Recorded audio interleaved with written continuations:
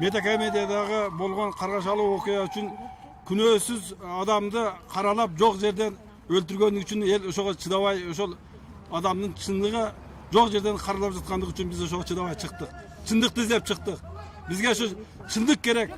Эгерде ошол киши алган болсо, эмне үчүн ошол медиа академиянын адамдарын алып келтирип күбө тартып менеке кызматкерлер мындай иш кылып атат деп көрсөтпөстөн алар келсе аларды кууп эшикти бекитип алып туруп 12 адам барып туруп экөө эшикти бекитип 10 кирип туруп күч колдонуп туруп башына мешок кийгизип туруп бууп өлтүргөн.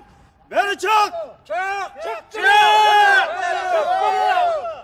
Дәлел буюмду бергиле, эмнеге качып атасыңар? 20 күндөн бери силер деген качып атасыңар.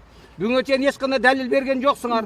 Кызматкерлер бүгүнкү күндө силерге катайс этип туруп, дуусаткаларды минип алып көчөрдө жүрсө, мен бир тууганымды алып барып туруп көмүп коюп туруп, эмне себептен чара көрбөй атасыңар кызматкерлердин үстүнө?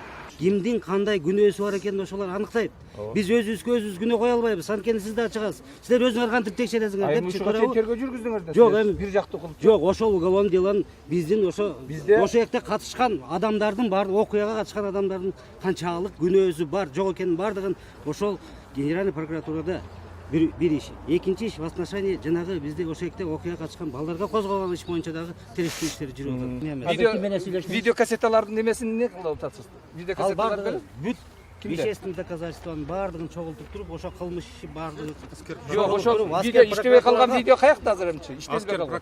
Аскер прокуратурасында, Генеральный прокуратурада эки кылмыш.